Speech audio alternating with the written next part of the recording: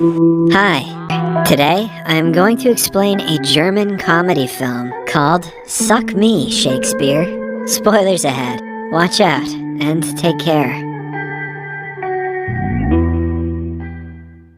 Zeki Mueller is a felon serving prison time for robbing a bank.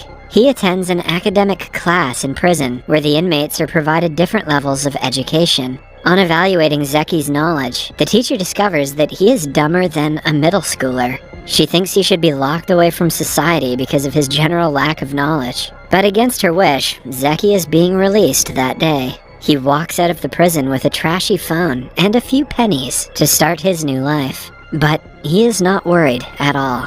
It turns out that he had stolen €1,000,000 right before going to prison. His friend, Zeynep, takes him to the place where she has buried the money and gives him the coordinates of the exact spot. To Zeki's surprise, a school's gymnasium has been built over his money. He is distressed but determined to get the money back. In the following scene, a gangster bangs Zeki's head onto a table, asking for €2,000 worth of loan that he had borrowed before imprisonment. Zeki promises to get the money back in a few weeks, and in turn asks for accommodation. The gangster owns a strip club and allows him to crash in one of the display rooms. That night, Zeki decides to get a job as a janitor in the school. That way, he can gain access to the gymnasium and can build a tunnel up to his money. The following day, he goes to the school for an interview and bumps into a teacher named Lisi. She has a cheerful personality, a trait that her students either love or hate. Zeki goes to the principal's office and sees a bunch of people waiting for a job interview. Although they are overly dressed for a janitor, Zeki doesn't think much of it. To get rid of the competition, he breaks the fire alarm, making everyone run away. When the principal comes outside, he tells her a student broke it, accidentally. Zeki soon finds out that the principal thinks he is there to apply for the job of a substitute teacher. He tries explaining otherwise, but she doesn't give him a chance. When Zeki finds out that the teachers get a spare key to the gym and a salary of €2,000, he cannot let the opportunity go.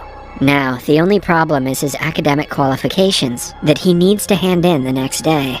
Outside the school, Lisi is trying to stop a student who is smoking. Zeki helps her and asks her for a favor. He pretends to be interested in sharing the syllabus, but in reality wants to steal her academic certification to use it as his own.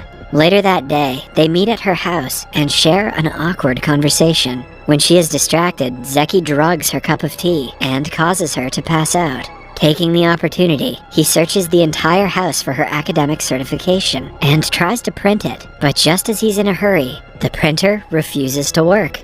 So instead, Zeki transfers the file to a flash drive. Lisi's friend Caro arrives at home and is about to catch him in the act. Zeki makes it seem like he and Lisi are in bed together and covers up his plan. The following morning, they bump into each other at school, but Zeki doesn't acknowledge what happened yesterday. Lisi is bothered because, to her, they had gotten a bit too close than they should have.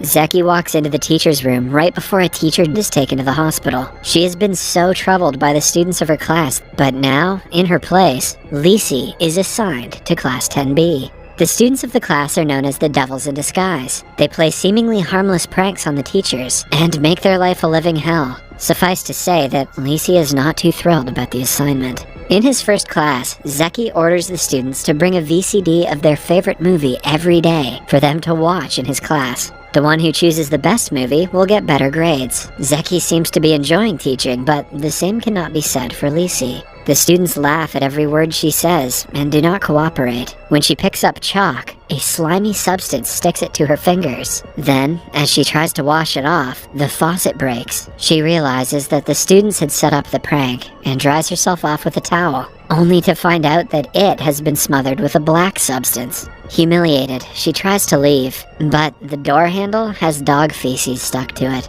That was a pretty elaborate prank for a bunch of idiots. After being utterly defeated by the monsters, she requests the principal to let her share the responsibility with someone else. However, the principal asks her to leave if she cannot handle the pressure of being a teacher. That night, Zeki goes to the school's gym to start digging for his money. Meanwhile, at Lisi's home, her friend Caro fixes the printer that prints out Lisi's academic results. On looking up the details of the print, they figure out that it was done when Zeki was in the house and when Lisi was passed out.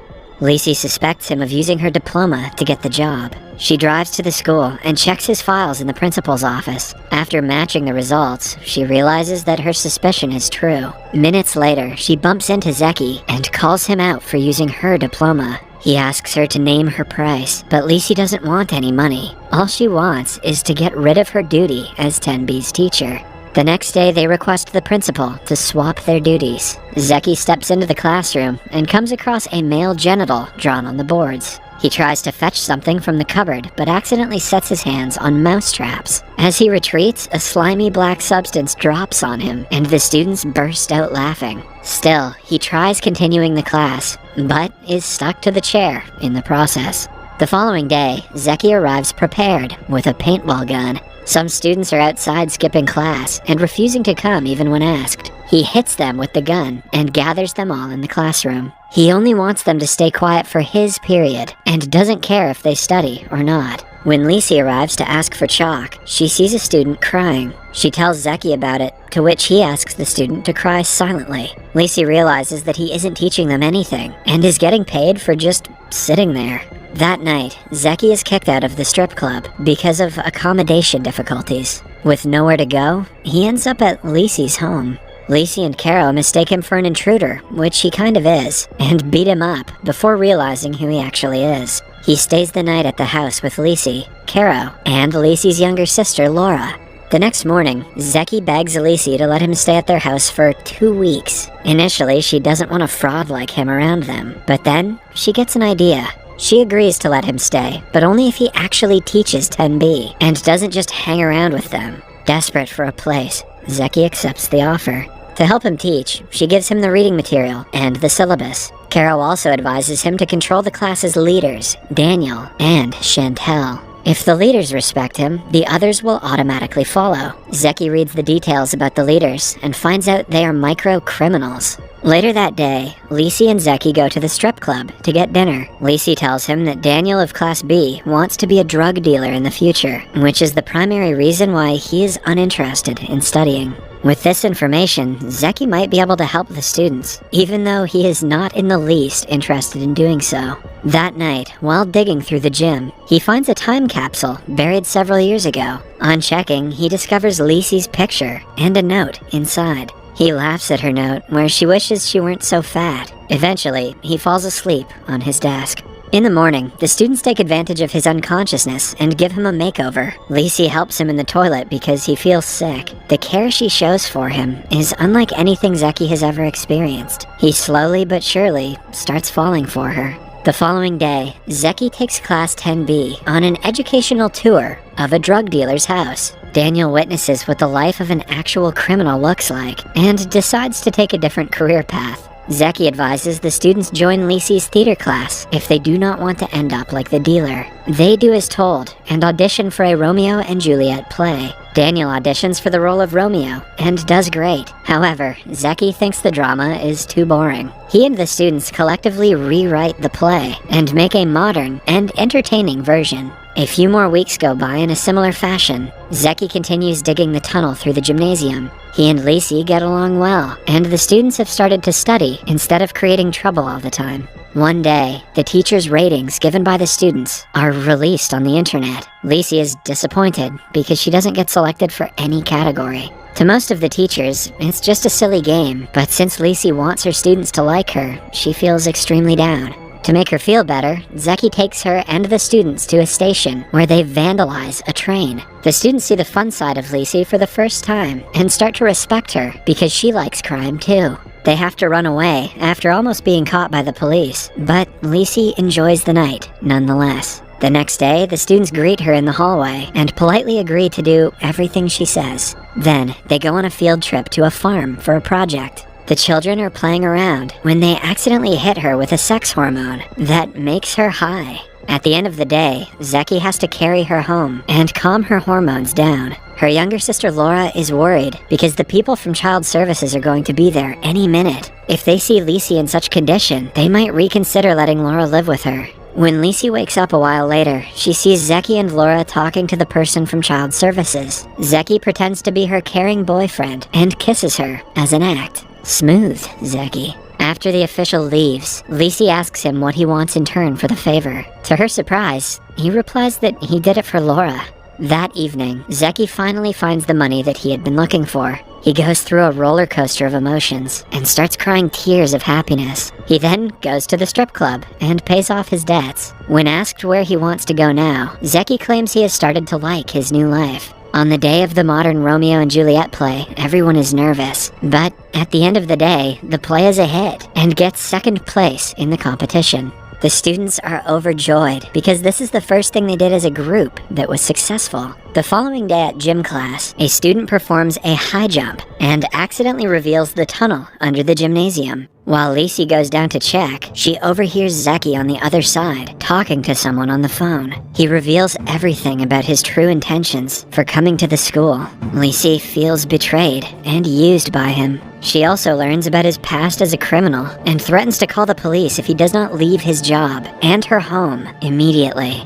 With no way to convince her otherwise, Zeki agrees to go away. The next day is the big test that the students have been preparing for a long time. Before it starts, they bring out different pictures and stare at them. On being asked, they reveal that Zeki had advised them to bring a picture of what they loved the most, to keep them motivated. A student informs Lisi that Zeki's motivation photo is in his drawer. Curious, she checks it and finds a picture of herself that he had found in the time capsule.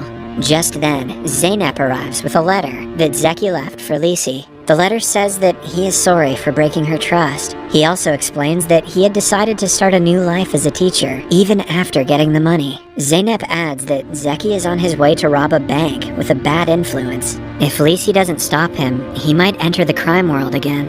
Lisi immediately tries calling him, but the call goes straight to voicemail. She gets an idea to use a science project to communicate with him. With the help of the students, the plan works, but Zeki's crime partner breaks the project. At last, Zeki realizes he wants to continue living his life as a teacher and ditches the plan. Following that, he goes home with a gift for Lisi and asks her to be his prom date. She opens the box and finds a beautiful dress inside. They meet at the end of the stairs and kiss. At school, the principal cries while checking 10B's test papers. The progress they have shown is exemplary, and all credit goes to Zeki. She wants him to stay as a permanent teacher, but Zeki comes clean and tells her he isn't qualified. The principal doesn't seem to care. She forges a high school diploma for him and allows him to stay. Not sure what the moral is on that one.